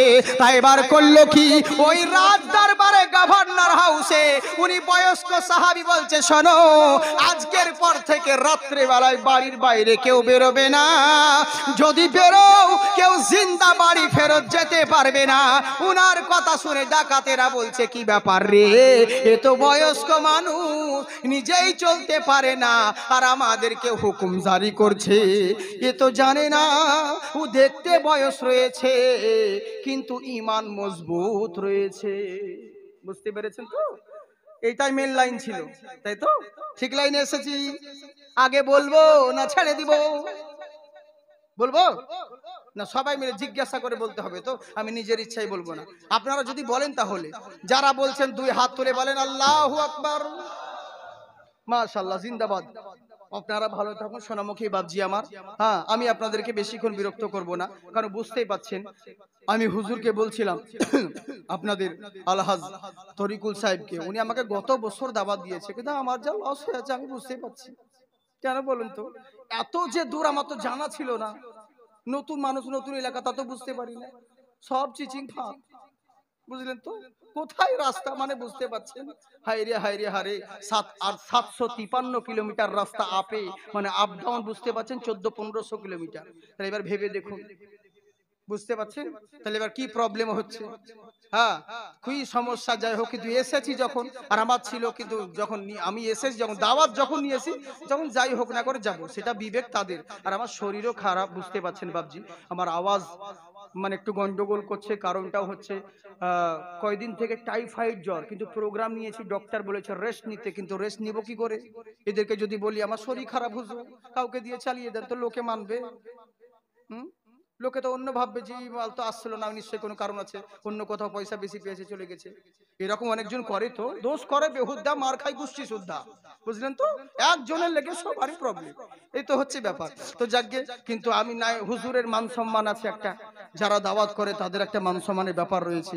এরই জন্য দেখি যাই হোক না কেন, বলতে পারেন না পারি, যাই তো আল্লাহ পাক যদি বলাই তো বলবো, আমি যে বলবো তার কি গ্যারান্টি আছে? তো যাকে ইনশাল্লাহ ওর জন্য বলছি, আমি আপনাদেরকে বেশি বিরক্তও করবো না সোনামুখী, আর আমি বেশি বলবো না, এরই লেগে তাড়াতাড়ি করে ক্লোজ করছি, বুঝলেন তো? যাই হোক, তবে যখন আপনারা বলছেন তো কথাটাকে কমপ্লিট করে দিই। তবে একবার মোহাব্বতে আস্তে করে বলে সুবহানাল্লাহ। হ্যাঁ ঠিক আছে জি, একবার জোরে আসতে তো বললেন, জোরে। মাশাআল্লাহ সুবহানাল্লাহ, আপনারা খুব ভালো মানুষ। আমি আপনাদেরকে ফালতু কথা বলবো না, বলতে যেগুলো বলার সেগুলো বলবো, তা বলি সঠিক জায়গায় আনসার দিবেন, সব জায়গায় সুবহানাল্লাহ বলিয়েন না। ওই বাংলাদেশের মতো সালা বক্তাও যেমন আনাড়ি, শ্রোতাও তেমনি আনাড়ি। বক্তা স্টেজে বলছে কি জানেন, আমি আসছিলাম বাবজি আপনাদের এখানে, আমার সামনে কুকুরে গাড়ির চাকায় মুতে দিল, বলুন ঠিক না বে ঠিক? পাবলিক বলছে ঠিক। পাবলিক কি ছিল? হ্যাঁ, আবার জিজ্ঞাসা করছে বাবা শিরিল্লাযিনা আমানু ওয়া আমিলুস সলিহাত, কোরআন শরীফে আছেন, বলুন বাবা ঠিক না বে ঠিক? পাবলিক বলছে ঠিক। হবে পাবলিককে কেন জিজ্ঞাসা করছিস তুই বল? তুই যদি জানতো তো তোকে বসিয়েছে কি করতে স্টেজে? উল্টো পাল্টা প্রশ্ন। এবার মৌলবি স্টেজে বক্তব্য বলছে, বাপজি সোনামুখী মায়ের লালেরা ধনেরা, আপনারা বেগুন খাবেন না বেগুনে অ্যালার্জি আছে, বলুন ঠিক না বে ঠিক? পাবলিক বলছে ঠিক। ওর পরে আর একটা বক্তা উঠে এবার বললে, শুনুন বাবা, বেগুন, গুণের সঙ্গে বেগুন, বেগুনে গুণ রয়েছে, ভিটামিন রয়েছে, আল্লাহর নিয়ামত, খেতে বলেছে, জায়েজ আছে, বলুন ঠিক না বে ঠিক? পাবলিক বলছে ঠিক। বুঝেছেন? সবই ঠিক। এই হচ্ছে ব্যাপার। তো ওরকম সব জায়গায় তাল্লাম কানা হয়েন না, সব জায়গায় অ্যান্সার দিবেন না, বুঝলেন? জায়গা জায়গা দিবেন, তাহলে হবে। হ্যাঁ, তো যার জন্য আমি উল্টো পাল্টা আপনাদেরকে জিজ্ঞাসা করব না, কাজের জায়গাতে জিজ্ঞাসা করব। আর যদি না বলেন তাহলে মুশকিল হয়ে যাবে, বুঝলেন তো বাবজি? মোহাব্বতের সহিত জোরে বলেন সুবহানাল্লাহ। ওরে বিশ্ব জগতে ঘুরিলে যার জোড়া পাবে না, বিশ্ব জগতে ঘুরিলে যার জোড়া পাবে না, আমার নবীর মতো আর নবী হবে না। আজকে ওয়াজ করছি না, শুধু বস্তার মুখ খুলছি, মাল অন্যদিন বের করব, বুঝলেন তো? মোহাব্বতে জোরে বলেন সুবহানাল্লাহ। বিশ্ব জগতে ঘুরিলে যার জোড়া পাবে না, আমার নবীর মতো আর নবী হবে না, আমার নবীর মতো আর নবী হবে না। কোথায় গেলে পাবো মোরা এমনই দয়ার নবী, জিনার হাতে রোজ হাসরের জান্নাতের চাবি কাঠি। হ্যাঁ, কোথায় গেলে পাবো মোরা এমনই দয়ার নবী, জিনার হাতে রোজ হাসরের জান্নাতের চাবি কাঠি। ওরে সেই নবীজি ধরাই এসে দিলেন খোদার ঠিকানা, আর সেই নবীজি ধরাই এসে দিলেন খোদার ঠিকানা, আমার নবীর মতো আর নবী হবে না, আমার নবীর মতো আর নবী হবে না। আমার নবীর মতন কি কেউ হবে বাবজি? কেউ হবে না। তো নবীর মতন কেউ হবে না। ওরে নবী তো নবী, সাহাবীদের মতন তো কেউ হয়নি আর হবে না, তো নবীর মতন কি করে হতে পারে? তাই তো বাবারে, জ্ঞানীর মতো জ্ঞানী হলে অল্প কথাই বোঝে, আর কচুর মতোই কচু হলে অল্প জালে সিঝে, বুঝলেন? তাই এবার করলো কি, চিন্তা করে দেখুন কেমন সাহাবী। ওরে গোলামের যদি পাওয়ার এত হতে পারে, আকার পাওয়ার কতটাই হতে পারে। এরই জন্যে মুসলমান তো মুসলমান, গায়ের মুসলমান পর্যন্ত বলতে বাধ্য হয়েছে যে বিশ্ব নবীর মতন কেউ হয়নি আর হবে না। ওম লহর পিত্ত সরসিত বিদ্যাশ্বরী মাধার শীত পধারিত পুষ্পাঞ্জলি মাহানারা।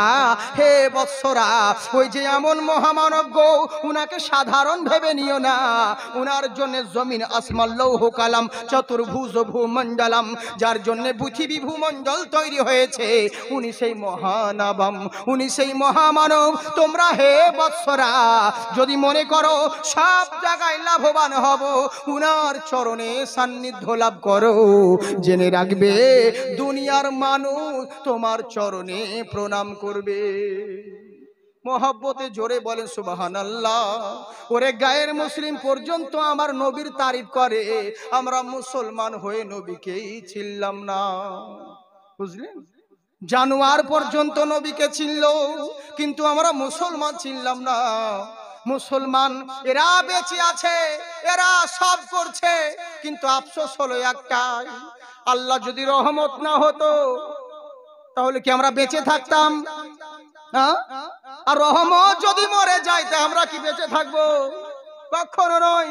তো আমরা সবাই বেঁচে আছি, কিন্তু খুশির কথা একটা যে নবী নাকি চলে গেছে। এই তো হচ্ছে দেশের পরিস্থিতি, বুঝলে? ওরে যার বদৌলতে ধন পেলা, মাকান পেলা, ইমান পেলা, কোরআন পেলা, ইসলাম পেলা, তো সব থেকে গেল আর নবী চলে গেল।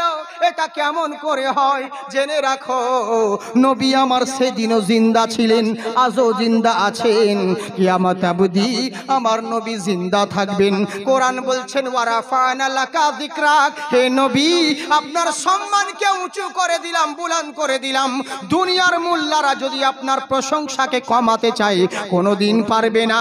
পৃথিবী ধ্বংস হলে পরেও নবীর প্রশংসা কমবে না, পৃথিবী প্রলয় হওয়ার পরেও নবীর প্রশংসা কমতে পারে না। মহান আল্লাহ থাকবেন, নবীর প্রশংসা থাকবেন। আমার আল্লাহ বলবেন মুহাম্মদ, নবী বলবেন আল্লাহ, আল্লাহর রহমান নবী বলবেন লা ইলাহা ইল্লাল্লাহ, আমার আল্লাহ বলবেন মুহাম্মাদুর রাসূলুল্লাহ সাল্লাল্লাহু তাআলা আলাইহি ওয়াসাল্লাম। আজানে নবীর প্রশংসা, একামাতে নবীর প্রশংসা, খুতবাতে নবীর প্রশংসা, ইবাদাতে নবীর প্রশংসা, রিয়াজাতে নবীর প্রশংসা, তিজারাতে নবীর প্রশংসা, সাততাবক আসমানে নবীর প্রশংসা, তাওরাতে নবীর প্রশংসা, ইনজিলে নবীর প্রশংসা, জাব্বুরে নবীর প্রশংসা, কোরআন মাজিদে নবীর প্রশংসা, সাততাবক জমিনের মধ্যে নবীর প্রশংসা। জান্নাতের হুর গেলে আমাদের মুখে চোখে কানে প্রত্যেকটা জায়গায় আমার নবীর প্রশংসা। এরই জন্য বলে শোনো, পৃথিবী যদি ধ্বংস হয়ে যায় নবীর প্রশংসা কমতে পারে না। ওরে যার সম্মান মহান আল্লাহ বাড়িয়েছেন, পৃথিবীর মোল্লা কি কমাতে পারেন? কখনো নয়। এরই জন্য বলে বাপজি শোনো, কিন্তু আমরা আফসোস দুনিয়ার মোহে পড়ে আমরা নবীকেই চিনলাম না। কিন্তু চিন্তা করে দেখুন উনি কেমন নবী গো, কেমন সাহাবী নবীকে চিনতেন। চিন্তা করুন, আমার নবী মুস্তাফার শুধু সামনে কাফের বেঈমান যখন আক্রমণ করেছে, সাহাবী নবীর সামনে পিঠ পেতে দিয়েছে। আহারে, পিঠ পেতে দিল, যেমন পিঠ পেতে দিয়েছে। আমার নবী বলছেন, এই সাহাবী তোমার হাতে ঢাল আছে, আর তুমি ঢাল ব্যবহার না করে কেন তুমি পিঠ পেতে দিলে কাফেরদের সামনে? বলে ইয়া রাসূলুল্লাহ, নবী গো আপনি চিন্তা করবেন না, দেহের মধ্যে যতক্ষণ প্রাণ রয়েছে আমার কলজে যদি টুকরো টুকরো হয়ে যায়, নবী গো বেঁচে থাকাকালীন আপনার শরীরে একটা আঁশ লাগতে দেব না।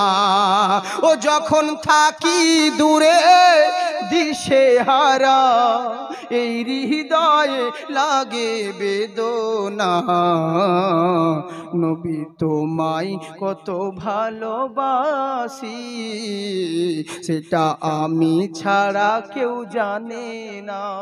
সুবহানাল্লাহ বলেন। কত নবীকে ভালোবাসে। আমি চেয়ে থাকি পূবাকাশে, লোকে দেখে আমায় শুধু হাসে।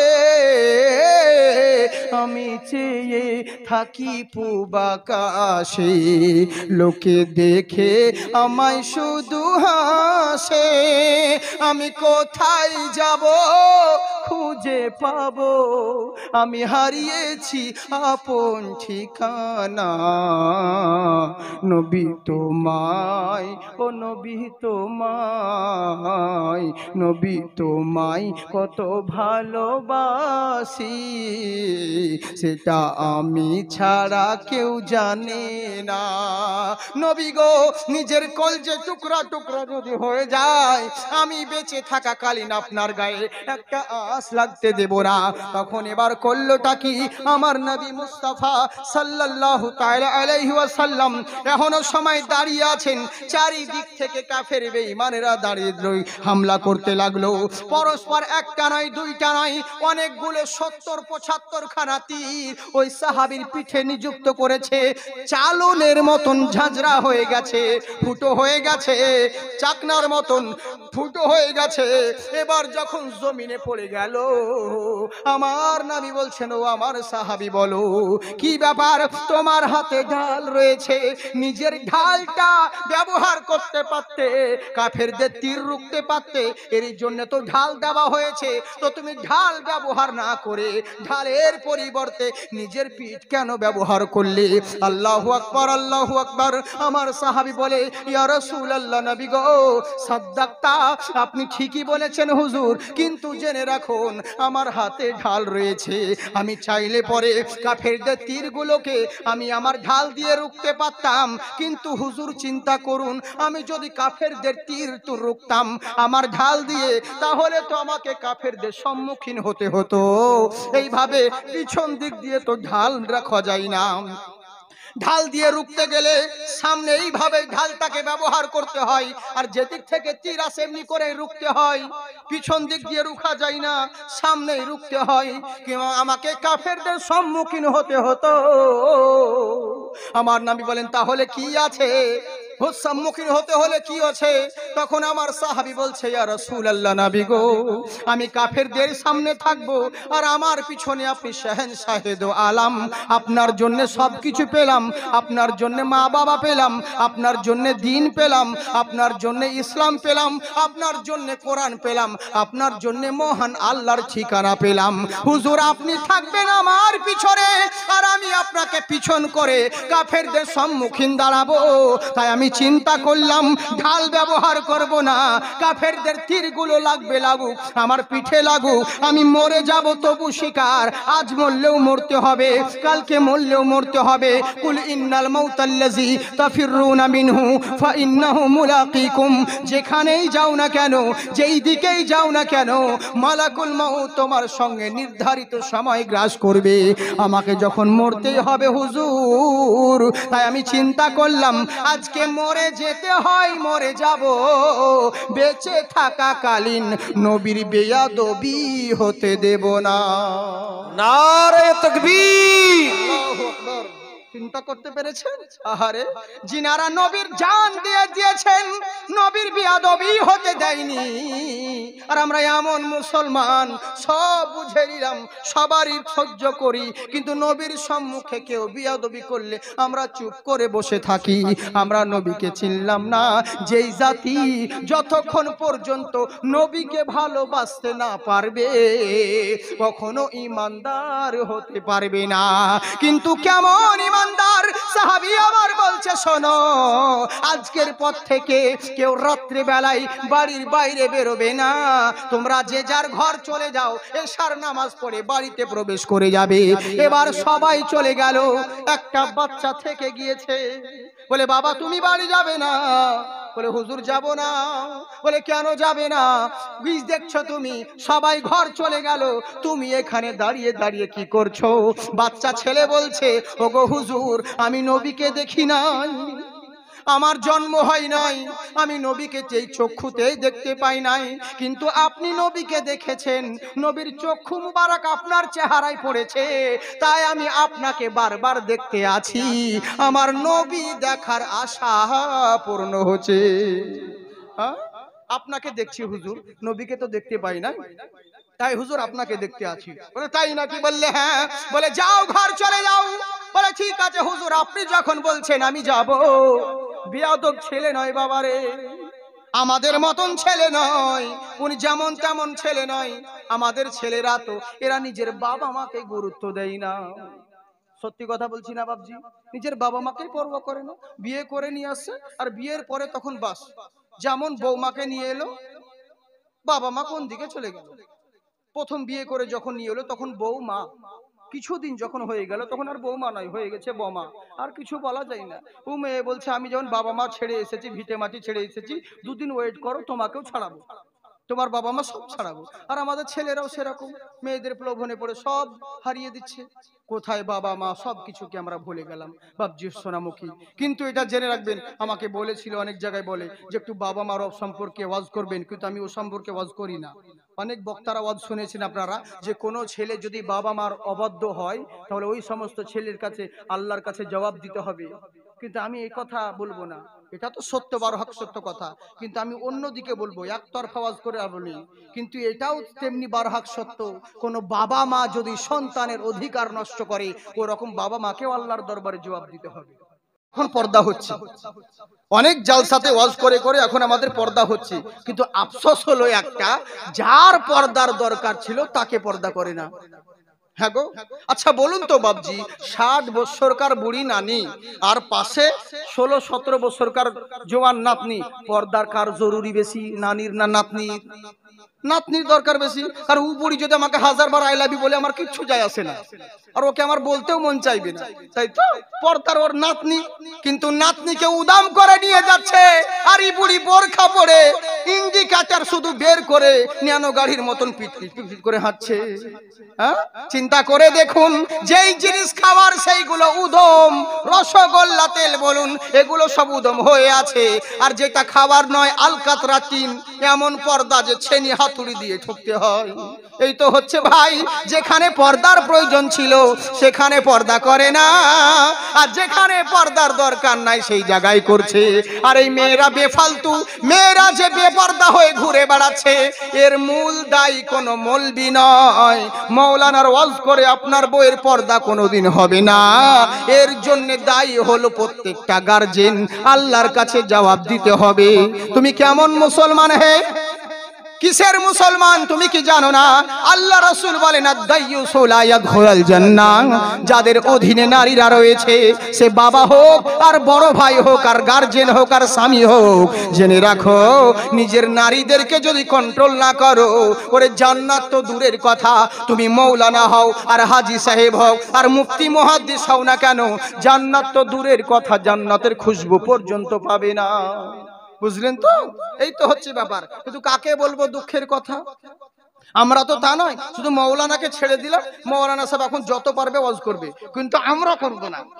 আপনাদেরকে মরদ হতে হবে, আপনারা শাসন করুন। একবার খালি বলে দেখবেন, ওই যদি বেপর্দা হয়ে ঘুরে বেড়াস না, তোর বুকে 5 চাপি আজান দিব, দেখবেন মেয়েরা সুধরে যাবে। হ্যাঁ গো, কিন্তু আপনারা তো বলবেন না। হ্যাঁ, আমি বাংলাদেশে বলেছিলাম, কি কথা জানেন তো, মানে মেয়ে কি করছে জানেন তো, সামনে সে শপিং এর ব্যাগ হাতে নিয়ে নিয়েছে, শপিং করে আগে আগে মেয়ে বেড়াচ্ছে, আর স্বামীর কোলে ছেলে দিয়ে দিয়েছে, ছেলে পিছনে নিয়ে স্বামী আছে, হ্যাঁ, আর বউ শপিং করে বেড়াচ্ছে, সামনে বউ শপিং করে বেড়াচ্ছে, আর এই গেঁড়া মার্কা বলদ এই ছেলে কোলে করে নিয়ে আদর করছে, আমার ছু না, আমার লইলো, আমার ময়না, খুব ছেলেকে আদর করছে। এরই লেগে বলেছিলাম, আরে বউকে সামনে দিয়া আপন ছেলে কোলে নিয়া যারা মরদ সেজেছে, আসলে এরা মরদ নয়, মরদ নামে হিজড়া হয়ে আছে। আল্লাহর রাসূল বলেন, শোনো, তোমাদের অধীনে নারীরা রয়েছে, ওদেরকে কন্ট্রোল করতে যদি না পারো, কখনো জান্নাতের খুশবু পর্যন্ত পাবে না। কিন্তু আমরা দুনিয়ার মোহে পড়ে রয়েছি, কে বা মুসলমান নর, কে বা মুসলমান নারী, আমরা আল্লাহ রাসূলের সুন্নতের কেউ তাওয়াক্কা করি না, শুধু সারা জিন্দেগি দুনিয়া দুনিয়া দুনিয়া দুনিয়া করে মরে বেড়ালাম। সারা দিন হলো, রাত্রি বেলায় কোন রকম ঘুম হলো আর না হলো, আবার সকাল বেলায় উঠে আবার দুনিয়া দুনিয়া দুনিয়া করে ছুটে বেড়ালেন, কিন্তু ভেবে দেখলেন না যে দুনিয়ার পিছনে দৌড়ে বেড়াচ্ছেন ওই দুনিয়া আপনার নয়। আল্লাহ যেটা দিয়েছেন ওতেই শুকরিয়া আদায় করেন, আল্লাহ যেটা দিয়েছেন ওতেই খুশি তালাব করেন। জেনে রাখেন, আল্লাহর যদি শুকরিয়া আদায় করতে পারেন, আল্লাহ আপনাকে আরো নিয়ামত দ্বিগুণ বেড়ে দিবে। আপনার কি মনে নাই শেখ সাদী রহমাতুল্লাহর কথা? উনাকে বিদেশের লোক নিমন্ত্রণ করেছিল, হে শেখ সাদী, তোমাকে আমার দরবারে আসতে হবে। উনি গোসল করে পাঞ্জাবি পরে মাথায় পাগড়ি পরে উনি চিন্তায় পড়ে গেলেন, হাই রে আল্লাহ, কি করব গো, আমি লোকের বাড়ি যাব, নামি দামি লোকরা খেতে যাবে, দামি দামি লোক সেখানে আসবে, আমিও যাব, কিন্তু আমার পরনের যে জুতো নেই, আমাকেই পরে যাব, আমাকে তো খালি পায়ে যেতে হবে। আল্লাহ, তুমি আমার উপরে এমন অভিমান, আমার উপরে এমন কপাল করেছো, পরনের জুতো আমার নেই, এমন ভাগ্য তুমি করেছো, পরনের টাকা পর্যন্ত নেই যে বাজারে কিনে হয়তো পরে জুতোখানা যাব, এই যোগ্যতাও আমার নাই। আল্লাহর উপর অভিমান করতে লাগলো। আমরাও যেমন করি, ওর হলো আল্লাহ, আমার কেন হলো না, ওকে এই দিলে, আমার কেন দিলে না। আমাদের মুসলিম তো হিংসাতেই শেষ হলো। এই জাতি তো হিংসাতে শেষ। ও হিংসা কেন করবে? দোয়া করো, আল্লাহ ওকে দিয়েছো যা, ওর থেকে আরো দ্বিগুণ দাও, আর ওর সাদকাতে তুমি আমাকেও দাও, যে আল্লাহ ওকে দিতে পেরেছে সে তোমাকেও পারবে। তাই তো বাবজি? কিন্তু তা নয়, শুধু ভাবছেন যে আপনাদের মধ্যে হিংসে, তা নয়, আমাদের মধ্যেও আছে। জিজ্ঞেস করে দেখবেন জাকির হোসেন কেমন, বলে ও সালা ভণ্ড। হ্যাঁ, ওই বক্তা কেমন, কেন বলুন তো? প্রত্যেকের মধ্যে শুধু এই হিংসের কারণে আমাদের এই সমাজের অবস্থা হচ্ছে, বুঝলেন? তাই এবার করলো কি? অভিমান করতে লাগলো, আল্লাহ এমন কপাল করেছো, এমন নসিব করেছো, পরনের জুতো আমার নেই, কি পরে যাব? কিন্তু কি করবে, অনেকক্ষণ সময় হয়ে গেল, খালি পায়েই বেরিয়ে পড়লেন রাস্তার দিকে। এবার কিছু দূর যেতে না যেতে, কিছু দূর যেতে না যেতে হঠাৎ করে দেখলোটা কি? কিছু দূর যেতে না যেতে একটা হ্যান্ডিক্যাপ বান্দা রাস্তার এই পার থেকে ওই পার যাচ্ছে, ঘামাগুড়ি দিতে দিতে, ধুলোয় গড়াগড়ি দিতে দিতে যাচ্ছে, এইভাবে ধুলোয় গড়তে গড়তে যাচ্ছে। আর শেখ সাদি রহমাতুল্লাহ আলাইহি বলছে, আরে এই বেকুব, এইভাবে তুমি ধুলোয় গড়াগড়ি দিচ্ছ কেন? তুমি ধুলোয় গড়াগড়ি দিচ্ছ কেন? আর জানেন, কিছু কিছু প্রশ্ন আছে বাবা, প্রশ্ন করার পরেই মনে হয় যে আমার প্রশ্নটাই তো ভুল, তো সঠিক অ্যান্সার কি করে পাবো? তাই তো বাবজি? কেউ যদি প্রশ্ন ভুল করে তো ও সঠিক অ্যান্সার কি করে ওকে দিবেন বলুন তো? আর আজকাল আমরা মানুষ প্রশ্ন করতে খুব ভালো জানি, আমাদেরকে কত জায়গায় প্রশ্ন করে লোকে, বুঝলেন? জি জি জি, হ্যাঁ, কত জায়গায় প্রশ্ন করে, এখন না, বুঝলেন? কতজন আমাদেরকে প্রশ্ন করে, হুজুর বলেন তো মুসা নবীর নানির নাম কি? আবে তোর বাবার নানির নাম কি তুই বলতো দেখি? তুই নিজের বাবার নানির নাম জানিস না, তো মুসা নবীর নানির নাম জানে তুই কি করবি? তোর বিয়েতে লাগবে না, কোনো তাবিজে লাগবে না, মরাতে লাগবে? বল, কোনো কিছুরই প্রয়োজন নেই। উল্টো পাল্টা প্রশ্ন। আবার কেউ বলে হুজুর বলেন তো প্রশ্ন কেন করছে না? তো মৌলবীদেরকে চেক করার লিগে। তো আমরা প্রশ্ন কিছু কিছু ভুল ভাল করি, তো কি করে আনসার সঠিক পাবেন? বুঝলেন? তাই এবার করলো কি? উনি প্রশ্ন করার সাথে সাথে চিন্তায় পড়ে গেলেন, এরে যা, আমি তোকে ভুল জিজ্ঞাসা করেছি। তখন ওই প্রতিবন্ধী হ্যান্ডিক্যাপ লোকটা বলছে, হুজুর গো, এই শেখ সাদি, আপনি এত বড় আল্লামা, এত বড় মুহাদ্দিস হয়ে এইটুকু দেখতে পাচ্ছেন না? আপনার কি চোখ নেই? বলে কি হয়েছে? বলে আপনি আমাকে বলছেন ধুলোয় গড়াগড়ি কেন দিচ্ছি? আরে আপনার তো পা রয়েছে, তাই হেঁটে হেঁটে বেড়াচ্ছেন। আমার তো পা দুখানা নেই, কোমর থেকে উপরের দিকটা আছে, আমার নিচের দিকটা নেই। তাই আমাকে এক জায়গা থেকে আর এক জায়গা যেতে হলে পরে, জায়গা পরিবর্তন করতে হলে পরে ধুলোয় গড়তে গড়তে যেতে হবে। কেননা তখনকার জামানায় হুইল চেয়ারের সিস্টেম ওঠেনি, কোনো আবিষ্কার ছিল না, তাই ধুলোয় হামাগুড়ি দিতে দিতে পার হতে হবে, নইলে কাউকে কোলে ছেড়ে নিয়ে যেতে হবে, তাছাড়া কোনো অপশন নেই। তাই শেখ সাদি, এরই জন্য আমি ধুলোয় গড়াগড়ি দিচ্ছি, আমার শখ মনে জাগেনি। সঙ্গে সঙ্গে শেখ সাদি রহমাতুল্লাহ আলাই উনি সেজদায় পড়ে গেলেন, ও গো রব্বুল আলামিন, ইয়া আকরামাল আকরামিন, মাবুদ গো, তুমি আমাকে ক্ষমা করো, তুমি আমাকে মাফ করে দিও। কেননা একটু আগে আল্লাহ আমার বাড়ির ভিতরে থেকে তোমার উপর কত অভিমান করছিলাম, কত দুঃখ করছিলাম, কত রাগান্বিত হচ্ছিলাম। আল্লাহ তুমি আমার এমন নসিব করেছো, তুমি আমার এমন কপাল করেছো, পরনের জুতো পর্যন্ত নেই, জুতো কেনার পয়সা পর্যন্ত নেই, এই বলে তোমার উপর কত রাগারাগি করছিলাম। আল্লাহ তুমি আমাকে ক্ষমা করে দিও। আজ যদি আমাকে তুমি কোটি টাকা দিতে, আজ যদি আমার কাছে লক্ষ কোটি ডলার থাকতো, আর হাঁটার জন্য যদি পা না থাকতো, চলার যে কি মজা আমি বুঝতাম না। জুতো কেনার পয়সার দরকার নেই, আমার প্রয়োজন নেই লক্ষ টাকার, সুন্দর দুইখানা পা দিয়েছো, এতেই কোটি কোটি শুকরিয়া। তাই আমার আল্লাহ পাক বলে, বান্দা শোনো, আমি যেই অবস্থায় রেখেছি ওতেই শুকরিয়া আদায় করো। কিন্তু আমরা দুনিয়ার মোহে পড়ে শুধু সারা জিন্দেগি দুনিয়া দুনিয়া করে বেড়ালাম, আল্লাহর শুকরিয়া আদায় করলাম না। আর এরই জন্যে আল্লাহ রাসূল বলেছেন, কিয়ামতের আগে আমার উম্মতেরা মুশরিক হবে না, কিন্তু এরা দুনিয়ার মোহাব্বতে পড়ে যাবে।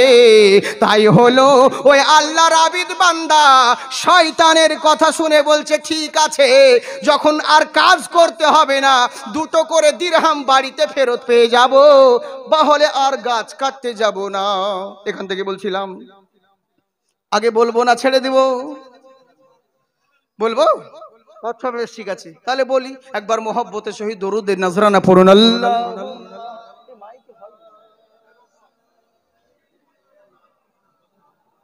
গজল বলার মাইকে তো নেই, তো গজল কি বলবো?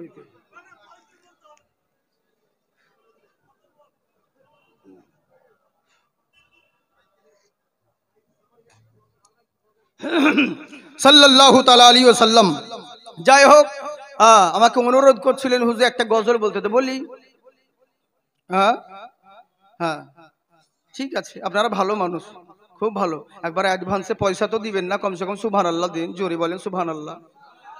হ্যাঁ, জিন্দাবাদ থাকুন, আল্লাহ আপনাদেরকে আবাদ রাখুক। কি ভাষায় শুনবেন বলুন? বাংলা, হিন্দি, ইংরেজি, মারাঠি, তেলেগু, ভোজপুরি, পাঞ্জাবি, আরবিক, কোন ভাষায় শুনবেন বলুন? আল্লাহ পাক হাজারো কোয়ালিটি দিয়েছে, বুঝলেন তো?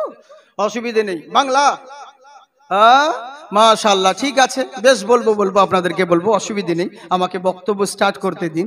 খুব মূল্যবান কথা রয়েছে, বুঝলেন তো? বহু সময় চেষ্টা করছি একটু তাড়াতাড়ি করে গোটাবার জন্যে।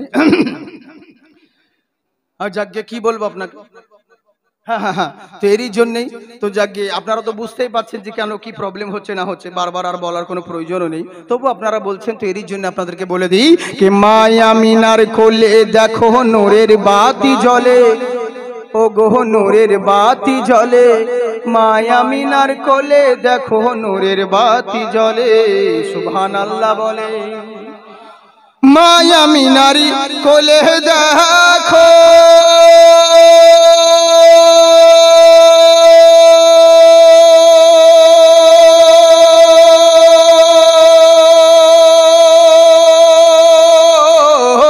মায়া মিনারি কোলে দেখো নূরের বাতি জ্বলে, ও গো নূরের বাতি জ্বলে, আর ছুটে এসে ফেরেশতারা দেখছে দলে দলে, ছুটে এসে ফারিস্তারা দেখছে দলে দলে, মায়া মিনার কোলে দেখো নূরের বাতি জ্বলে, ও গো নূরের বাতি জ্বলে, আর ছুটে এসে ফারিস্তারা দেখছে দলে দলে। মোহাম্মদে বলেন সুবহানাল্লাহ।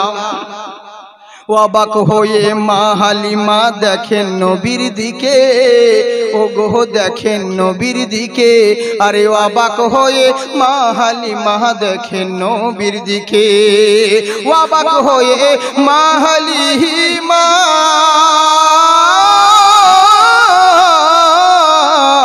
অবাক হয়ে মা হালিমা দেখেন নবীর দিকে, ও গো দেখেন নবীর দিকে, আর শিশু নবী শুয়ে শুয়ে চাঁদের সাথে খেলে, মায়া মিনার কোলে দেখো নূরের বাতি জ্বলে, ও গো নূরের বাতি জ্বলে, ছুটে এসে ফারিস্তারা দেখছে দলে দলে। এবার করল কি ওই আল্লাহর প্যারা বান্দা, শয়তানের কথা মেনে নিল, বাড়ি চলে গিয়েছে। একদিন হয়ে গেল, একদিন পয়সা পেয়েছে, দ্বিতীয় দিন কিন্তু আর পয়সা নেই, তৃতীয় দিন সেই একই কথা, চতুর্থ দিন দেখলো আর একটা দিন দেখি, চতুর্থ দিনেও কিন্তু পয়সা আর পেল না। শয়তানের ওয়াদা কি সত্য হয় বাবজি? কখনো সত্য নয়। অথচ আল্লাহ পাক বলেন ইন্নাকা লা তুখলিফুল মিয়াদ, আল্লাহর ওয়াদা কখনো ভঙ্গ হয় না। অথচ মানুষ আল্লাহর ওয়াদার পিছনে না দৌড়ে বেরিয়ে মোল্লার পিছনে ছুটে বেড়ায়। কিন্তু চিন্তা করে দেখুন ওই আবিদ বান্দা করলো কি, 3 দিন পর পর যখন পয়সা পেল না, চলে গেল আবার গাছ কাটতে, যে আজকে কারো কথা শুনবো না, আজকে কারো কথাই শুনবো না, গাছ থেকে আজকে কেই ফেলবো দেখি। 3 দিন পয়সা দিল না, এবার করলো তাকে যেমন পরস্পরই গাছ কাটতে আবার গিয়েছে, আবার সামনে শয়তান দাঁড়িয়ে গেছে, বলে কোথায় যাচ্ছ তুমি? বলে গাছ কাটতে যাচ্ছি। বলে যেতে দেব না। বলে না, আমি আজকে কারো কথা শুনবো না। বলে কেন গাছ কাটবে? বলছি এরই জন্য গাছ কাটবো, আল্লাহকে বাদ দিয়ে কেন গায়রুল্লাহর উপাসনা করে। ওম সরস্বতী বিদ্যাশ্বরী মহালক্ষ্মী পূর্মিদয়োহা, হে বৎসরা ওম জগদ্ধাত্রী মহিমা সুদামহে, ওম নমঃ নমস্তস্যৈ নমস্তস্যৈ বিদ্যাশ্বরী মহালক্ষ্মী পূর্মিদয়োহা। হে বৎসরা, তোমরা যেখানেই যাও না কেন আর যাই কিছু করো না কেন, পৃথিবীর স্রষ্টা একটাই আল্লাহ, একটাই মহান ভ্রমণ্ডলের মালিক, জগতের প্রতিপালক মহান স্রষ্টা। তোমরাও যাকে মানো আমরাও তাকে মানি, তোমরাও যার উপাসনা করো আমরাও তার উপাসনা করি, কিন্তু বোঝার মধ্যে ভুল রয়েছে। জেনে রাখো, পৃথিবীর বুকে যত মহামানব রয়েছে, যত মহান দেবতারা রয়েছে, জেনে রাখো এরা কেউ সৃষ্টিকর্তা নয়, এরা হলো মহান দেবতা, ইনারা হলেন মহান ঋষি। কিন্তু পৃথিবীর সৃষ্টিকর্তা হলেন এক আল্লাহ। ওম একাম্মা বিরহাম্মা, দ্বিতীয় নাস্তি, একটাই ব্রহ্মা, একটাই স্রষ্টা, যার দ্বিতীয় কোনো কেনে নেই। হে বৎসরা, তোমরা জেনে রাখো, আমরাও যেমন বলি ওরাও যেমন বলতে আছে, হে জগতের প্রতিপালক, হে জগতের মহান স্রষ্টা, আমরা তোমাকেই মানি, তোমার উপাসনা করি, তোমার কাছে সাহায্য প্রার্থনা করি। আমরাও মসজিদে তাই বলি, ইয়াকা না'বুদু ওয়া ইয়াকা নাস্তাইন, আল্লাহ তোমার ইবাদত করি আর তোমার কাছে সাহায্য প্রার্থনা করি। আমরাও যাই বলি ওরাও তাই বলে। আমরা মসজিদের মধ্যে মাইকে আজান দিই, হাইয়া আলাস সালাহ, এসো নামাজের দিকে, এসো কল্যাণের দিকে। গুরু নানক বলছে, শোনো ও মন্তিম মহারিষি উচ্চালাম পরাপ শান্তি, পৃথিবীর বুকে ওই যে মহামানব জন্মগ্রহণ করেছে রে, উনি প্রত্যেকটা মানুষকে বিবাদের জন্য ডাকে না, উনি প্রত্যেক সৃষ্টিকে কোনো এদের জন্য ডাকে না, প্রত্যেক সৃষ্টিকে ডাকে শান্তির বাণীর জন্য। পরাপ শান্তি ইয়ম রূপম, পরকালের জন্য, ইহ জগৎ পরকালের শান্তির জন্য ওই বিশ্ব মহান ঋষি সকলকে ডাক দিয়ে থাকে। উনার ডাকে যদি সাড়া দিতে পারো, ওম গুরু মূর্তি ভক্তি পুনম পূজতনম, বনে জলে জঙ্গলে যেখানেই যাও না কেন, ভক্তি সহকারে মহান গুরুর যদি নাম জপতে পারো, তোমার সব সমস্যার সমাধান হবে। এবার তুমি বলবে, আমি বিশ্ব নবীকে মানবো না, আমি মানবো না আব্দুল্লাহর বেটা নবী মুস্তাফাকে, কেননা ও তো মুসলমানের নবী। আরে কে বলেছে যে মুসলমানের নবী? জেনে রাখো, মহান আল্লাহ হলেন রব্বুল আলামিন। তামাম সৃষ্টি জগতের জন্য যেমন রব হলেন আল্লাহ, তেমনি তামাম সৃষ্টি জগতের জন্য রহমত